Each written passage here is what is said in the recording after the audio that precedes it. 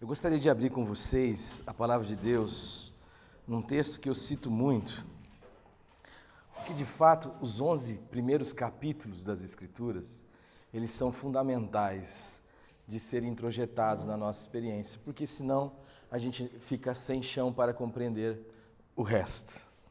Mas especialmente esses 11, 12 capítulos aqui são fundamentais.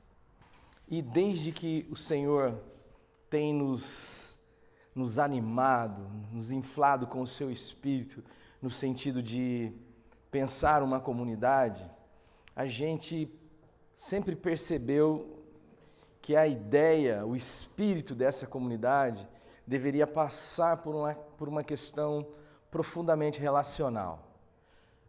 Porque nós temos muitas dificuldades na nossa vida do ponto de vista do que é viver pura e simplesmente, seja trabalho, seja estudo, qualquer área da nossa vida, tem muito das suas complexidades produzidas por uma questão relacional.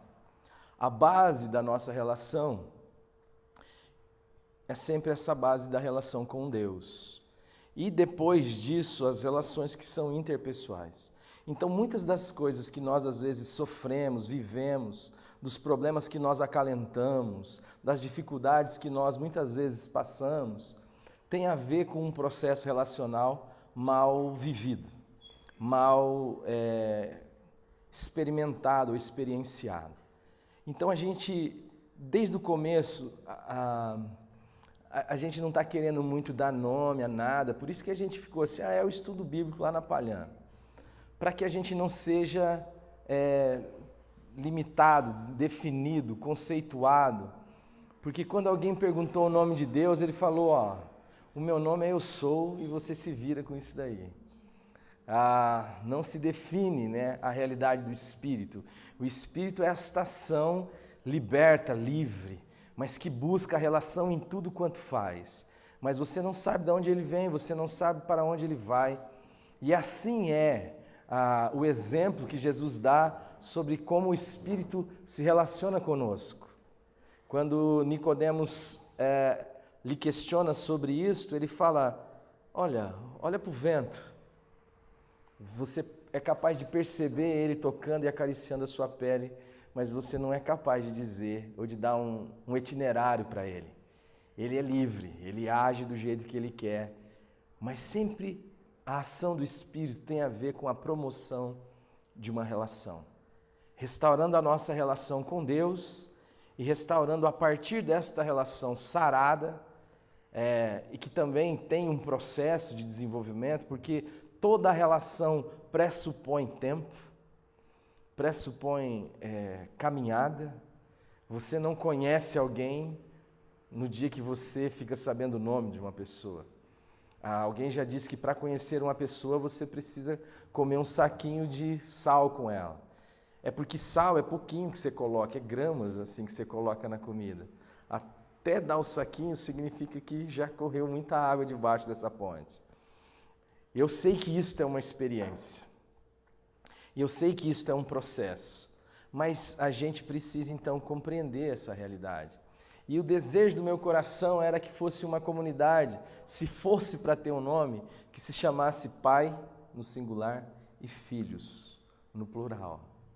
Comunidade Pai e Filhos. Porque eu tenho na minha caminhada descoberto que muito dos processos adoecedores das nossas vidas está de fato, tem a sua nascente numa questão relacional. Primeiro com Deus e depois com as pessoas, pai, mãe, irmão, irmã, enfim. E a gente precisa entender isso, a gente precisa ser sarado nessa situação. Por isso que a gente tem buscado, sempre no último domingo, essa é a ideia, conversando com o pastor Mantovani, de a gente promover uma fala que esteja dentro deste bojo relacional, para que a gente possa, então, aprender pela palavra de Deus o que Deus tem sobre essa questão, para mim e para você. Beleza?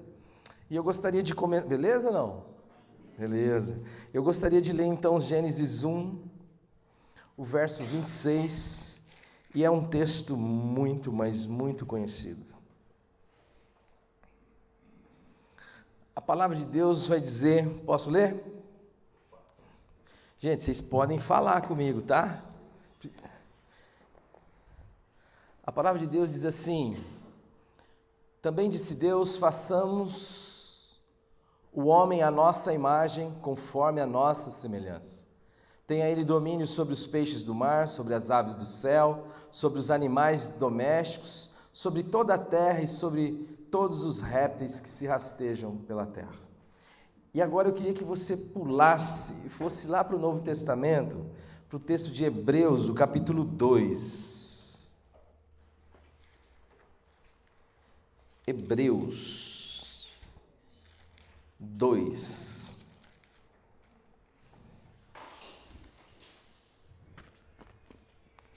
Mistério ali, ó.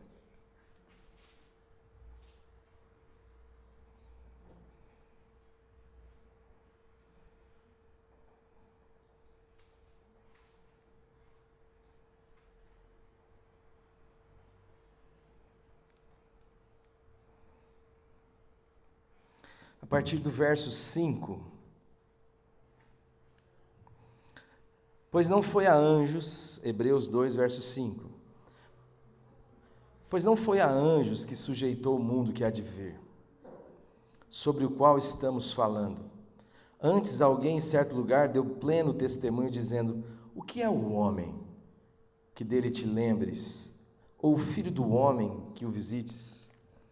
Fizeste-o por um pouco menor do que os anjos, de glória e de honra o coroaste, e o constituíste sobre as obras das suas mãos. Todas as coisas sujeitastes debaixo dos seus pés. Ora, desde que lhe sujeitou todas as coisas, nada deixou fora do seu domínio. Agora, porém, no entanto, ainda não vemos todas as coisas a ele sujeita. Vemos, todavia, aquele que por um pouco, tendo sido feito menor do que os anjos, Jesus, por causa do sofrimento da morte, foi coroado de glória e de honra, para que pela graça de Deus provasse a morte por todo homem. Porque convinha que aquele por cuja causa e por quem todas as coisas existem, conduzindo muitos filhos à glória, aperfeiçoasse por meio do sofrimento o autor da salvação deles. Pois tanto o que santifica como os que são santificados, todos vêm de um só. Por isso é que ele não se envergonha de lhes chamar irmãos, dizendo: a meus irmãos declararei o teu nome, cantar-te-ei louvores no meio da congregação. Santo Espírito, essa é a tua palavra, por isso, em nome do Senhor Jesus, nós nos colocamos aos teus cuidados e à tua mercê de ação. Em nome do teu Filho amado. Amém. Bom, amado, a gente já tratou aqui sobre a questão do Gênesis capítulo 1, verso 26, algumas questões subjetivas do texto. A ideia dessa reunião cósmica onde a Trindade está reunida e Deus começa a se mostrar pelo lado de dentro. Deus começa a mostrar o seu desejo, a sua intenção e comunicar esta intenção a mim e a você por meio da palavra de Deus. Mas o cenário que nós encontramos ali é uma reunião onde está o Pai, o Filho e o Espírito. Por isso a palavra Deus ali é Elohim. Elohim é sempre Deus no plural, ou melhor dizendo, dentro de um contexto onde esta pluralidade também revela uma unidade, como se fosse um cacho de uva. Você não vê um cacho de uva com uvas depinicadas, uvas derrubadas. O cacho de uva, ele é uma unidade que carrega dentro dele uma certa pluralidade. E essa é a mesma palavra que é usada no sentido de Elohim, de Deus, Deus nesta ideia coletiva. É como se o Pai, o Filho e o Espírito Santo estivessem reunidos na sua pericorese, neste bailar, nesta ciranda eterna, e dissesse de repente um dos componentes da Trindade, algo que estava no seu íntimo, que estava no seu coração, e a ideia era façamos. Preste atenção que ele não diz eu farei, ele diz façamos, que é já também aquilo que aponta para a interação de todos. É a sugestão de algo que está no coração de Deus. Lembre-se que eu estou falando dentro de uma perspectiva didática, para a gente compreender. Não significa que ninguém não soubesse ou que houvesse então uma ignorância por parte de alguns membros da Trindade. É só uma ilustração no sentido de você e eu adquirirmos um pouco mais de compreensão sobre isso. A ideia de que Deus coloque então o seu coração exposto e diz assim, eu estou com vontade, eu tenho um desejo, eu tenho pensado em algo. E que algo é este, Pai? O algo que eu gostaria de fazer era criar, gerar o homem. Mas este homem não seria uma criatura comum, ele não seria mais uma das minhas criaturas. Ele carregaria um signo, um sinal, uma peculiaridade, uma especificidade que nenhum outro ser criado possui. Qual que é esta qualidade, então, do ser humano?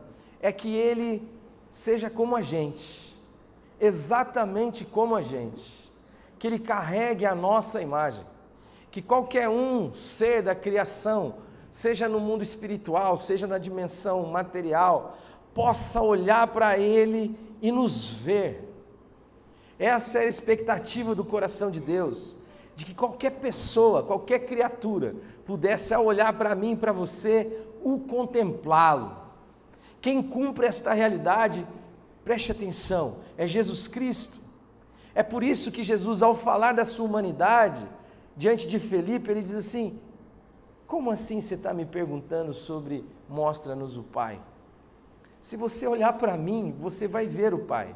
Se Deus não está sendo visto em você, é porque você está vivendo uma realidade desumana, você está se desumanizando, você está fora do propósito para qual Deus o criou, porque Deus o criou para que de forma natural, qualquer um ao olhar para você pudesse vê-lo. E Ele não só deu esta aparência, Ele deu também um caráter. Ele gostaria que você e eu tivéssemos um caráter, uma maneira de pensar, de valorizar a vida, de interagir com o outro, que também o expressasse, que manifestasse o seu caráter bondoso, o seu caráter essencialmente amoroso. Façamos o homem à nossa imagem, à nossa semelhança. Mas ele também disse que era para você e eu assumirmos responsabilidades, corresponsabilidades com ele, para que nós assumíssemos a responsabilidade de gerenciamento, de governo, de interação com aquilo que foi criado. E essas três qualidades manifestam uma única intenção. Deus estava expandindo a sua família. Se você parar e pensar, querido, a importância e a profundidade desta fala, a importância e a profundidade do que significa a intenção de Deus para com você e o tamanho da dignidade que Deus lhe conferiu. De tal forma que nada nesse mundo que você pensa que pode de alguma forma te exaltar, pode beirar o significado da dignidade de ser um filho e uma filha de Deus. De ser alguém que cumpre o propósito da sua existência. Alguém que, quando você olha, você vê Deus. Quando você interage, você percebe o caráter amoroso de Deus.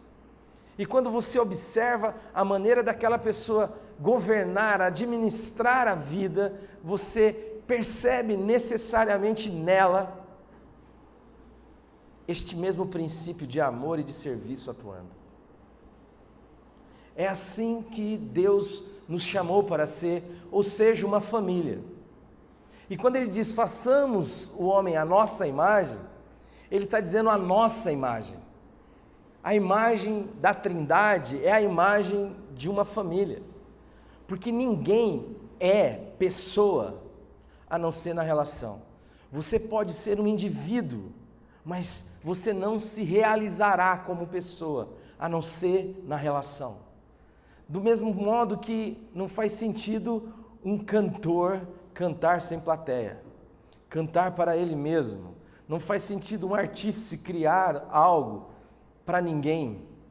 Também não faz sentido ser pessoa para nós mesmos. Mas nós temos vivido uma estrutura que vai na contramão disso. Cada dia mais pessoas se unem sem se casarem. Tem lá o papel. Uma vez uma moça me perguntou sobre isso. E eu disse para ela o seguinte, eu falei, querida, eu conheço um Deus que presta atenção em corações e não em certidões.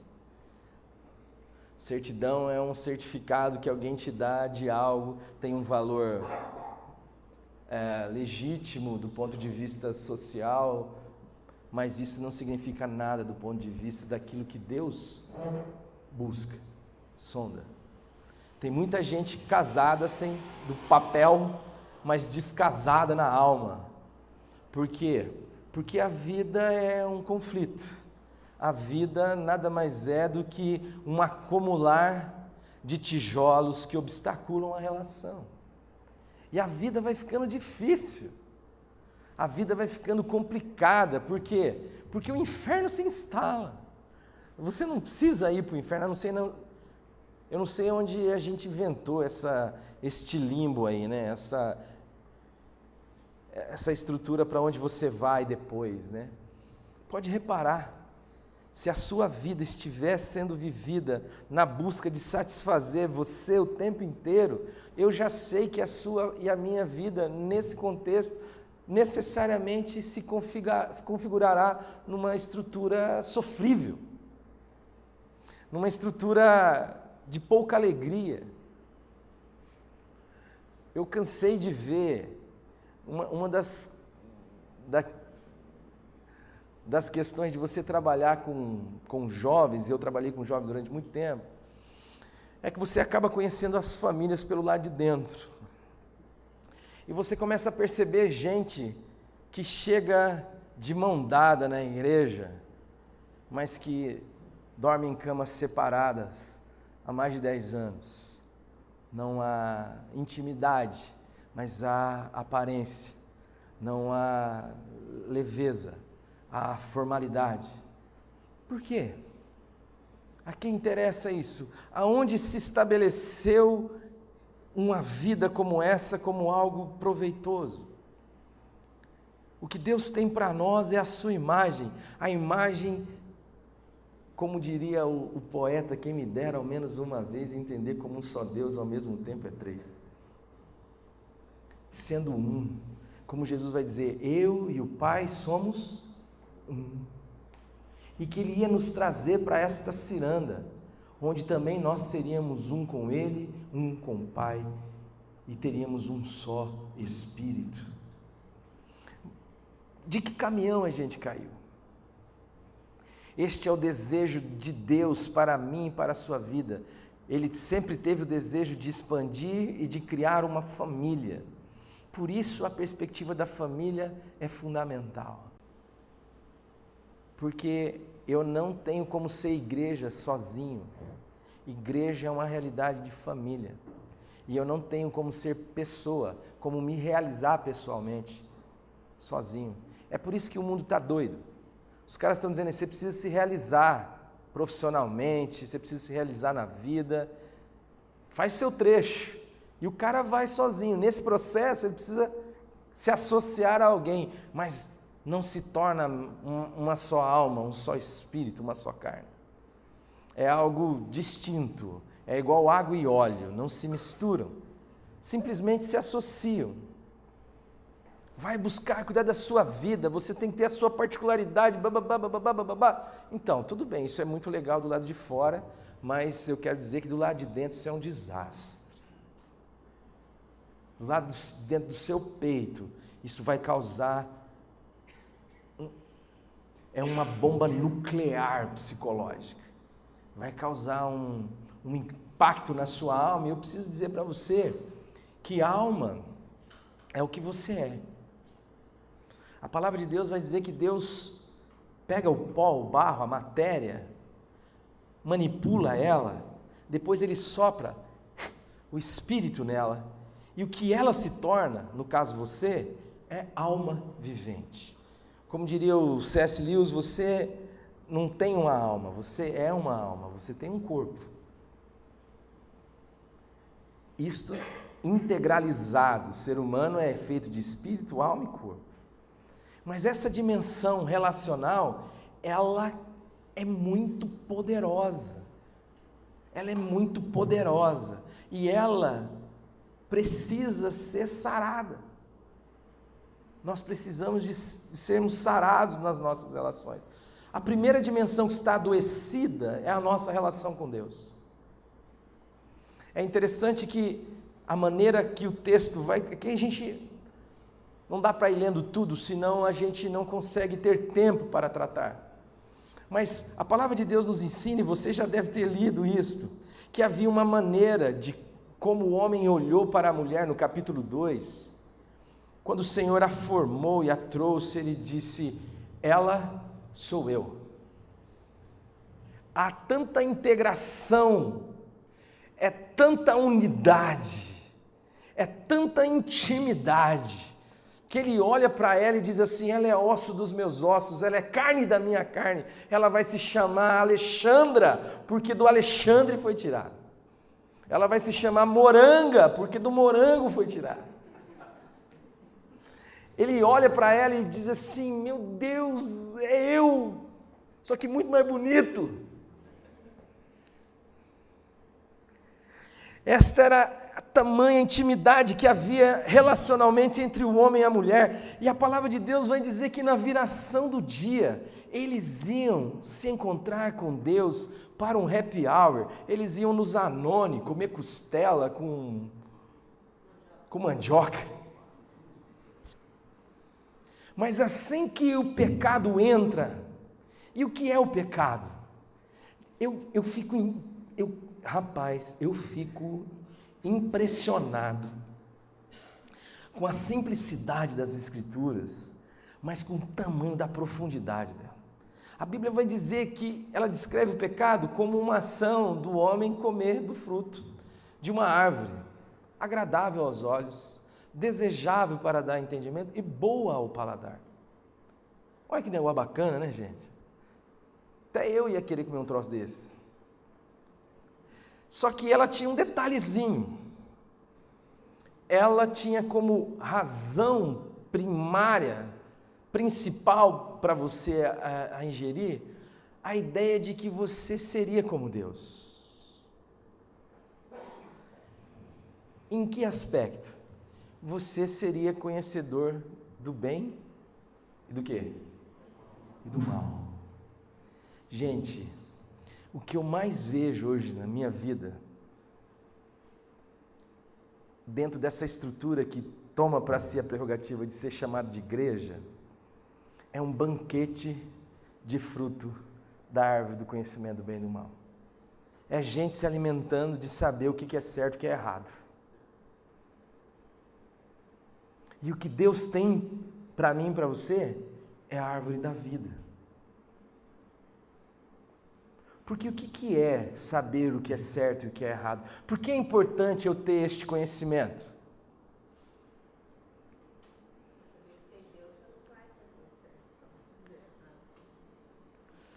Sim. Esta é a perspectiva relacional. Mas a tentação, ela tem uma razão de ser para que justamente isto seja desnecessário. Para que eu não precise me relacionar com Deus para saber o que é certo e o que é errado. Ora, se você chegasse para Adão e para Eva e dissesse: pessoal, o que pode fazer aqui? Eu gostei muito daqui, achei legal esse lugar, o que pode fazer aqui? Eles iam dizer para você o que você podia fazer. E se você perguntasse o que não pode, eles iriam dizer para você o que não pode. Mas quando você perguntasse para eles assim: mas como é que você sabe disso? Eles diriam assim: Deus disse, falou. A fonte do conhecimento deles era uma fonte relacional. O que Satanás está propondo não é saia da ignorância, porque eles já sabiam. O que ele está propondo é: seja você mesmo o aferidor do certo e do errado. E aí, o que acontece com o pecado? Quando o pecado entra, quando eu rompo com Deus, quando eu digo assim, eu vou ser Deus da minha história, eu só quero saber o que é legal, o que não é legal fazer, e aí a partir dessa informação eu vou administrar a minha vida. Você começa a encontrar algumas peculiaridades. A primeira coisa é que um sentimento de vitimismo se apodera do ser humano.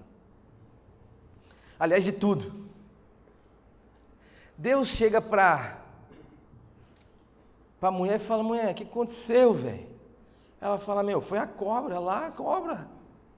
Não fui eu, não. Deus chega para Adão fala, a mulher que o Senhor me deu lá, atrapalhou tudo. Eu não tenho culpa. Nós começamos então a avaliar e a nos colocar numa condição de vítima. O mundo hoje está fazendo isso o tempo inteiro. É patrão contra empregado, o empregado é vítima do patrão, o patrão é vítima do empregado, o negro é vítima do branco, o branco é vítima do negro, a mulher é vítima do homem, o homem é vítima da mulher. Esta estrutura de classes belicosa, onde todo mundo tem direito, todo mundo é vítima, para que ninguém tenha relação, para que ninguém se aproxime sem medo. E a ideia da vítima é a ideia do direito.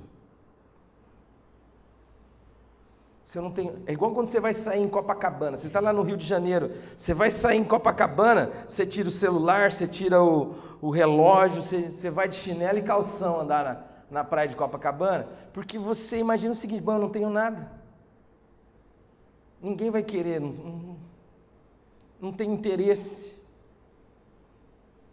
Mas se a gente tem interesse, eu posso ser tirado de algo, eu já me aproximo com medo, eu já não sei se quem...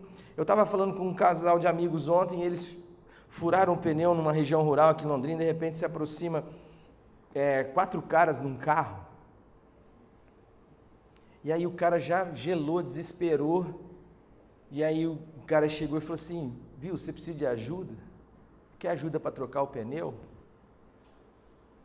Mas a gente está tão dificultado nas nossas relações, o pecado fez um estrago tão grande, que todo mundo é alguém, um inimigo em potencial. Todo mundo é alguém que quer nos lesar de alguma forma. Porque eu não quero também dar nada a ninguém. Eu só quero ver para mim. E você começa a perceber isso nas Escrituras. Então começa o vitimismo. Na segunda questão que há o rompimento absurdo com a relação com Deus. Deus vem lá nos Anones, chega lá, mas não tem ninguém lá. E aí ele fala, pessoal, Adão, cadê você? Ele fala, estou aqui no meio do mato, Senhor. Mas o que você está fazendo aí? Ele diz assim, é que eu ouvi a tua voz, mas porque eu estava nu, tive medo e me escondi. Um dos problemas das nossas relações é isso também. A gente vive com medo do outro. A gente vive com medo de Deus. A gente vive se escondendo um do outro. Quantas coisas você tem coragem de abrir o seu peito, o seu coração, dentro da sua própria família? Quantos medos que lhe habitam que você tem coragem de compartilhar? Essa é uma realidade que entrou também em nós. E isto é mais uma parede que cresce e que nos divide. Estamos apartados de Deus, estamos vitimados, estamos com vergonha, nós estamos fazendo tanga, nós estamos nos melhorando, nós estamos nos apresentando melhor do que de fato nós somos, nós não temos a coragem de andar na luz. As relações vão ficando complicadas, sejam elas no trabalho, sejam elas na família, inclusive em relação a Deus, nós procuramos convencer a Deus de que nós somos muito melhores do que Ele diz que nós somos. Como se o amor de Deus dependesse de algo que nós pudéssemos fazer como um desempenho favorável, aceitável. O meu filho, ele não precisa fazer nada para ser agradável a mim. Eu já o amo. Ele acertando ou errando, ele é meu filho e eu o amo. Eu sei que se por amor ele souber de algumas coisas, ele vai poder me agradar. Mas entende que este agrado que ele pode me fazer, como um carinho, que se ele chega do nada e fala, pai, eu te amo, isso me agrada. Isto é um agrado do momento, de viver aquela experiência, mas agradável como todo ele já é. Ele não precisa fazer absolutamente nada. Quando ele se envolve, quando o Luquinhas lava uma louça para a mãe dele, aquilo enche o meu coração de alegria. Mas se ele não lavar, vai ser agradável a mim para o resto da vida, porque ele é meu filho. Mas se ele por amor falar, aquele dia que nós fomos levar a sopa lá para os moradores de rua, a Rita estava impactada porque ela tinha abraçado uma mulher, e a mulher disse assim, eu estou fedendo a cachaça. Ela falou, não me importa. E aí ela abraçou a mulher, e a mulher começou a chorar com aquele abraço. Ela cheirava a roupa que vocês deram, ela falava, meu Deus, que cheiro de limpo, que cheiro de casa. E quando a gente estava voltando dentro do carro, qual que é a única razão para fazer isso? A única razão para fazer isso é que nós sabemos que isso agrada a Deus. E a gente quer agradar as pessoas que a gente ama. Ou não é verdade?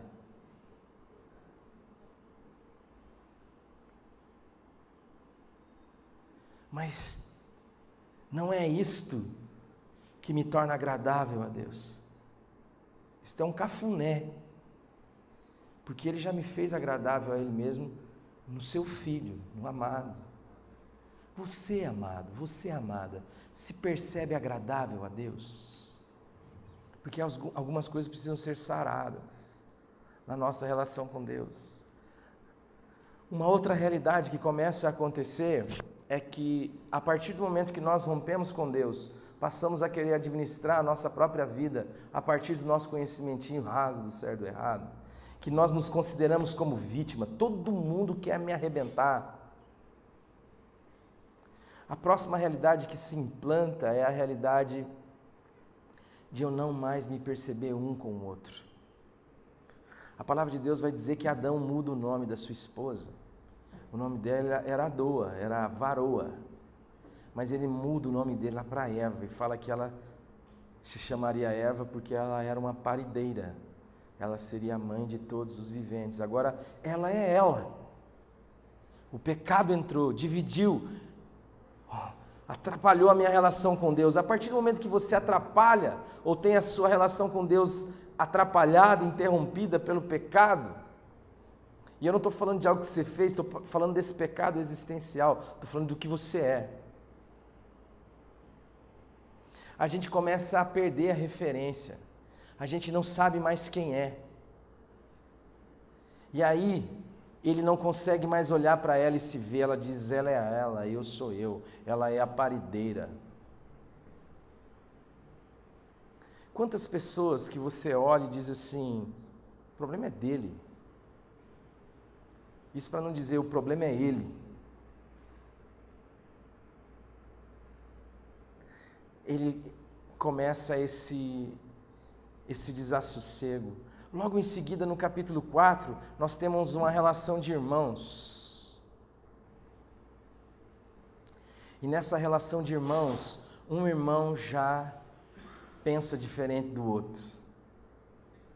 Eles vão para o culto, mas um é arminiano e o outro é calvinista. E aí, cara, um resolve matar o outro. Por quê? Porque eu defino o que é certo e o que é errado. Eu sei o que é certo e o que é errado. E se ele está fazendo diferente de mim, então ele precisa morrer. Principalmente se o que ele fez foi aceito e o que eu fiz não.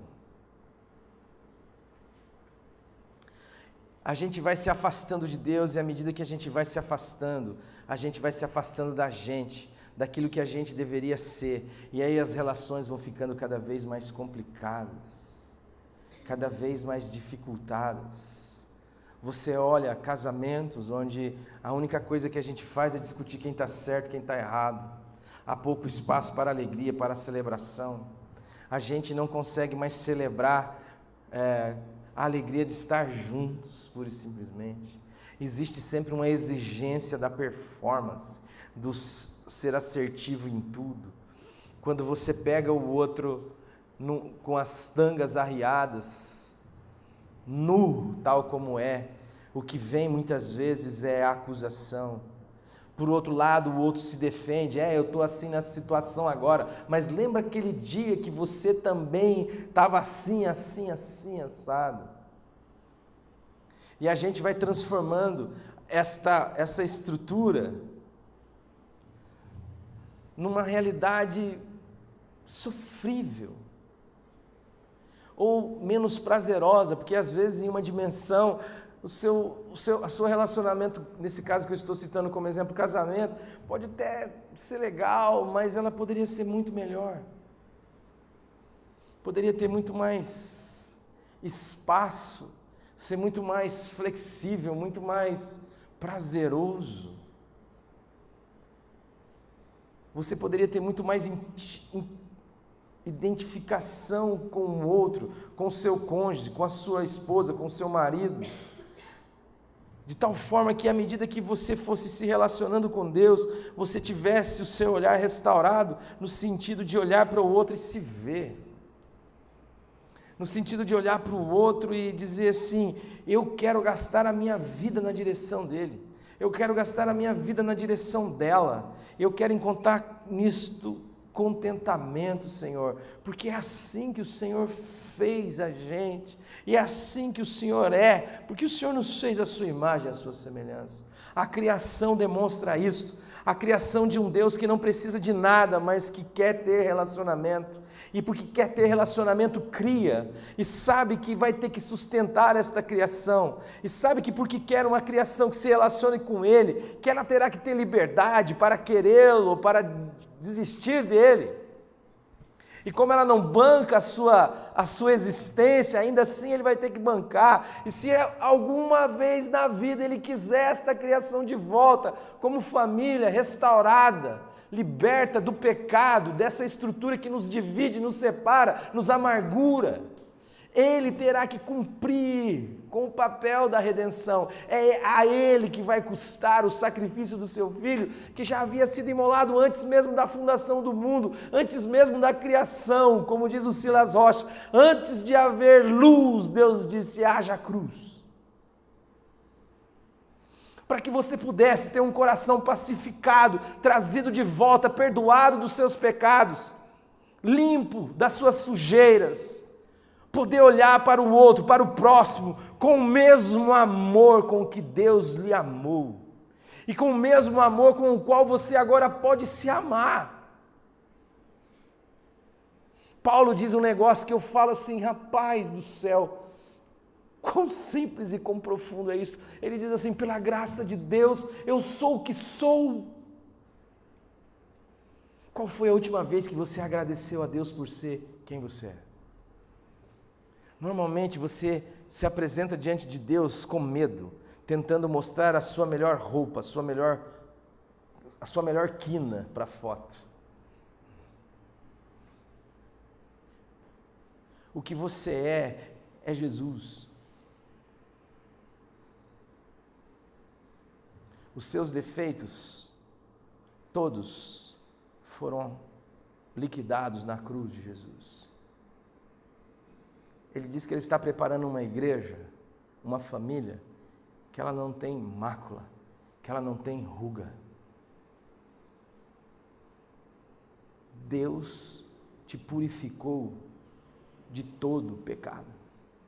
A obra de Jesus Cristo, ainda que digam para você que não, mas eu estou afirmando para você que é sustentado naquilo que Ele mesmo diz, ela é suficiente para fazer de você uma pessoa nova, uma nova criação, para que você fosse restaurado e para que a partir da sua restauração, as suas relações pudessem ter como norte, como referência, a imagem, a semelhança e o governo de Deus, a sua comunhão com Deus.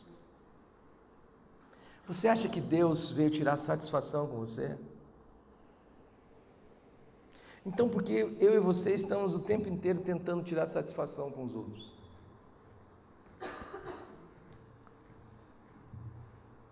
Se Deus viesse tirar satisfação com você, o que sobraria de você? A religião, ela causa muito isso. ela causa uma certa paura de Deus. Orar vira uma tragédia ou um falatório formal. Não acontece encontro de corações. De tal forma que é chato. Ou eu fico imaginando Deus, às vezes eu me coloco no lugar de Deus. Às vezes eu vou pregar algumas igrejas, eu fico olhando louvor, por exemplo. E eu não estou falando nem de técnica, nem de estrutura. Eu estou falando da cara, assim, do espírito do lugar. E eu fico olhando assim, eu falo, meu Deus do céu. Se eu sou Deus nessa hora. A gente é tão idealizado que a gente tem medo de passar ridículo em dizer assim com a alma, Deus, tu és bom. Em bendizer a Ele, em agradecê-lo, em se derramar diante dEle e dizer, Senhor, a minha alma está grata.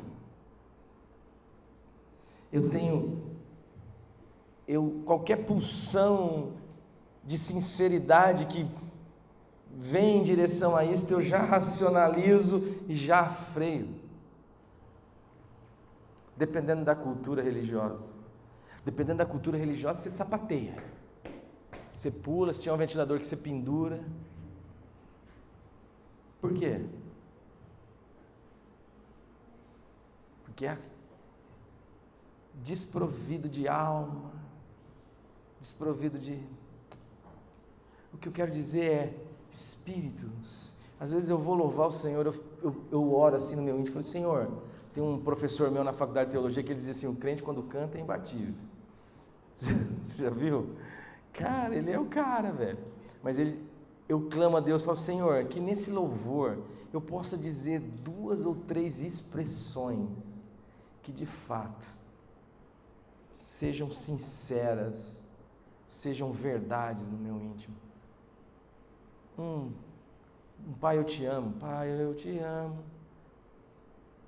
Alguma coisa que de fato não seja da boca para fora, que não seja uma formalidade, um clichê, porque a gente está assim, amados. Eu não vou conseguir terminar, não vou conseguir chegar em Hebreus, mas o que eu quero dizer é que Jesus disse que Ele não se arrependeu ou não se envergonhava de nos chamar irmãos, que Ele nos redimiu, que Ele nos criou um ambiente onde a gente, pela relação com Deus, com os olhos desvendados, com o rosto descoberto, contemplando a sua face, olhando nos olhos do Senhor, tendo comunhão com Deus, andando com Deus, trabalhando com Deus, vivendo com Deus, estudando com Deus, negociando, não diretamente com Ele, mas nos nossos negócios, com Ele presente, nós somos transformados de dia em dia, de glória em glória, na sua própria imagem, como pelo Senhor o Espírito. O seu casamento pode ser melhor, a sua relação com o seu pai, com a sua mãe, o perdão pode fluir, porque este é o ambiente da redenção, é o ambiente onde Deus estava reconciliando consigo mesmo, o homem, o mundo, não imputando aos homens os seus pecados, e nos deu este ministério.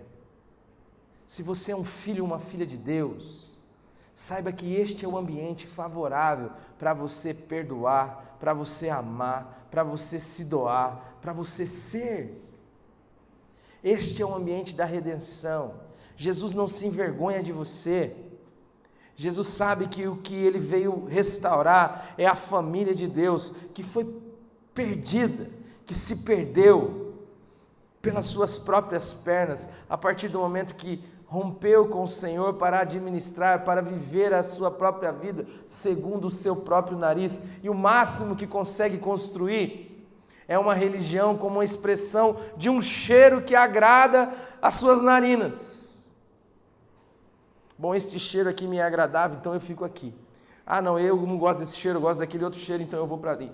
Mas nada mais é do que estruturas que eu mesmo administro do ponto de vista de como interagir com elas e de como interagir com Deus.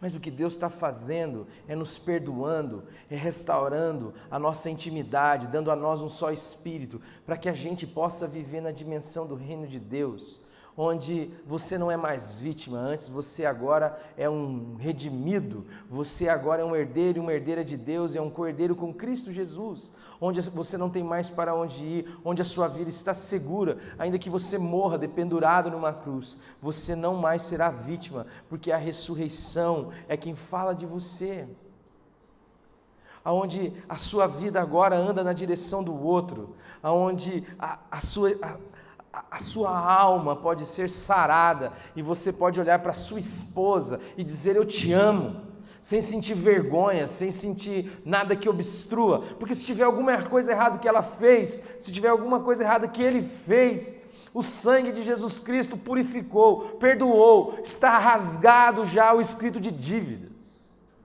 e Deus não contabiliza, e se Deus não contabiliza, quem és tu para ficar contabilizando eu alheio? E fazendo da sua própria vida e da sua alma um cativeiro, um lugar barulhento, um negócio onde não há sossego, onde a relação não é possível, porque nós estamos aqui tirando satisfação, acertando contas, enquanto isso a vida passa. Para você poder perdoar o seu filho que tomou um caminho que você não queria, para que você pudesse perdoar o teu pai, que fez e falou e agiu de uma forma que complicou a sua vida, para que você pudesse perdoar quem te ofende, quem te magoa. Estão perdoados em nome de Jesus todos aqueles que me ofenderam, porque eu também fui perdoado pela minha ofensa ao meu pai. E quem provou perdão, perdoa. Perdoa, Pai, os nossos pecados, assim como nós temos perdoando a quem nos tem ofendidos, para que haja relacionamento, para que a vida do Senhor possa ter famílias estruturadas do ponto de vista do amor e das relações. Para que haja celebração na sua casa, para que você possa olhar, para que você possa se sentir em casa em qualquer lugar, aqui inclusive. Ele está dizendo que o Senhor veio fazer uma família e que Jesus veio redimir essa realidade.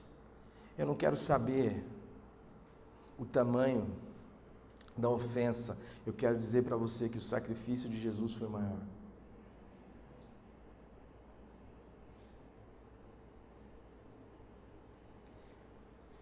Tem algumas pessoas na minha vida, hoje eu orando com a minha esposa, na oração eu lembrei de duas pessoas, e eu disse para minha esposa assim, falei, Lili, nós precisamos tratar essas duas pessoas com a dignidade que o Senhor lhes confere, porque nós estamos punindo essas pessoas. Como que a gente faz isso? Com sutileza, a gente é chique, né, bem? A gente dá um pique, um cortezinho, ninguém nem percebe, mas a gente corta o nervo do coração, e a gente se torna gentil, educado, mas sem afeto, sem entrega, sem alma. A pessoa vai na sua casa, você trata ela bem, fala, oi, tudo bem? Como é que vai? Tudo legal? Bacana? Mas você sabe lá no fundo, e a pessoa sabe, que a alma não cola, que eu não percebo nela um comigo. E eu falei, em nome de Jesus, Pai, isso não é para mim, porque isso não é para o Senhor. E eu aprendo a ser em Ti. Eu aprendo a ser o que eu sou no Senhor. Por isso, amados, se tem uma coisa para você investir na sua vida aqui, invista na sua relação com o Senhor e na relação com as pessoas que Deus lhe dá como cenário. Eu vou encerrando por aqui e talvez a gente continue esse assunto numa próxima vez. Tá bom? Mas eu gostaria que você pensasse nessas questões e que você não permitisse que a sua família fosse um lugar de desassossego, que você de fato entendesse quem você é em Deus, que você fosse luz e sal, Porque as pessoas esperam ser tratadas com justiça. Elas se preparam para isso, inclusive. Mas elas não estão preparadas para serem tratadas com amor.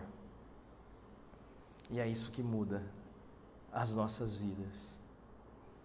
É isso que Jesus, o nosso Senhor, fez. É por isso que a palavra de Deus diz que o amor dele é que nos constrange. Se o amor de Deus por você, demonstrado em Cristo Jesus na cruz do Calvário, não mudar a sua vida, eu quero dizer que o medo do inferno não fará.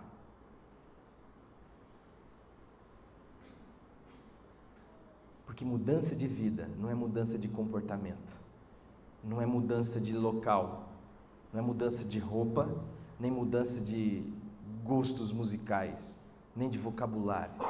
É ter um coração novo e ter um espírito novo. O mesmo coração e o mesmo Espírito de Deus. Amém? Pai querido, eu te louvo por esse tempo e eu te dou graças. E peço, Senhor, que a Tua palavra venha sarar as nossas almas machucadas e venha mudar a nossa mente, que haja conversão, que haja metanoia, que todos estes sofismas que obstruem, Senhor, o conhecimento de Jesus e, portanto, o conhecimento de nós mesmos, que a Tua palavra venha pôr por terra, Senhor. Porque as armas da nossa milícia não são carnais, mas nós sabemos que elas são poderosas em Deus para destruir esses pensamentos, esses valores que nos habitam na cabeça, Senhor. Pai, eu coloco cada família aqui diante do Senhor, cada relacionamento aqui, Senhor, e peço que em nome de Jesus haja um bálsamo, Senhor, do Teu Espírito, e haja, Senhor, arrependimento, e nós possamos lhe dar razão e dizer: o Senhor está certo, Pai, nós estamos errados, nós queremos mudar, Senhor, de vida, nós queremos ter frutos dignos de arrependimento. Dá-nos a graça, Senhor, de amar quem nos odeia, de orar por quem nos persegue, Senhor. Porque fazendo isto, diz a Tua palavra, nós amontoamos brasas em suas cabeças. Eu sei, Senhor, que em nome de Jesus, a Tua palavra não foi vã nesta noite. Trabalha no meio de nós, em nome de Jesus, para a Tua glória. Amém.